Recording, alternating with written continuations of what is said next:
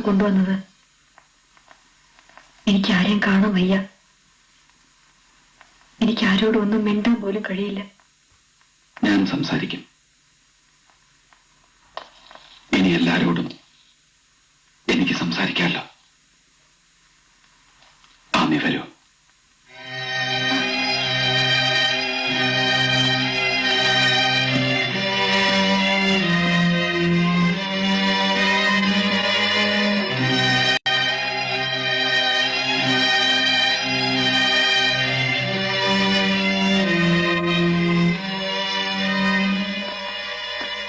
ശപിക്കരുത്.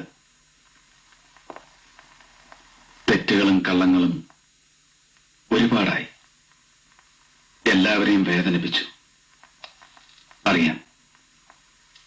അതെല്ലാം നിങ്ങളുടെ ആമിയെ നിങ്ങൾക്ക് തിരിച്ചു തരുന്നതിന് വേണ്ടി മാത്രമായിരുന്നു. ദാ ഇപ്പൊ ആമി നമ്മുടെ കൂടെയുണ്ട്. ആമിക്കൊന്നും സംഭവിച്ചിട്ടില്ല. നിരഞ്ജൻ ആമിയോട് ആവശ്യപ്പെട്ടതും ജീവിക്കാനാണ്. ഒരുപാട് വർഷം ജീവിച്ചുകൊണ്ട് നിരഞ്ജനോടുള്ള സ്നേഹം തെളിയിക്കാൻ ആമി വാക്ക് നൽകി. ആമി നിരഞ്ജനെ വഞ്ചിക്കില്ല. നിരഞ്ജന്റെ ഒരു മോഹം മാത്രം, അത് ആമി എന്നോടൊപ്പം ജീവിക്കണമെന്നുള്ളതായിരുന്നു.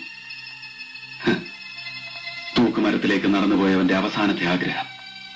അത് സാധിച്ചു തരാൻ അയാൾ നടത്തിയ അഭ്യർത്ഥന. ആ നിമിഷം അയാൾക്ക് എന്തെങ്കിലും മനഃശാന്തി നൽകുമെങ്കിൽ ആയിക്കോട്ടെ.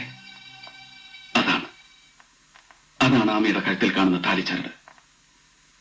അത് ഞാൻ എന്റെ കൈകൊണ്ട് കെട്ടിയതാണ്. അതിനെ അഴിച്ചില്ല. ഏതോ ലോകത്തിരുന്ന് നിരഞ്ജന തറഞ്ഞാൽ അയാൾ മാപ്പ് തരട്ടെ. ഈ ചരട് അഴിച്ചു മാറ്റുന്നതോടെ ആമി പഴയ ആമിയായി മാറും. എല്ലാം പതിയെ പതിയെ മാഞ്ഞു മാഞ്ഞു പോകും. ഈ ഒഴിവ് കാലവും നമ്മുടെ ബത്ലഹേമും ഈ ധന്യസുമല്ല. രവി, ആരോടെങ്കിലും പറയൂ അതങ്ങ് അഴിച്ചു മാറ്റാൻ. അതും കൂടി നിനക്ക് തന്നെ ചെയ്യാം. തുടങ്ങി വെച്ചവന്റെ ബാധ്യതയല്ലേ അവസാനിപ്പിക്കുക എന്നുള്ളത്. Come on Davis. ഇല്ല, എനിക്കതിന് കഴിയില്ല. എന്തുകൊണ്ട്? നീയത് തൂക്കുമരത്തിലേക്ക് പോയവന്റെ അന്ത്യാഭിലാഷത്തിന് വേണ്ടി വെറുതെ ചെയ്തതല്ലേ? ആയിരിക്കാം.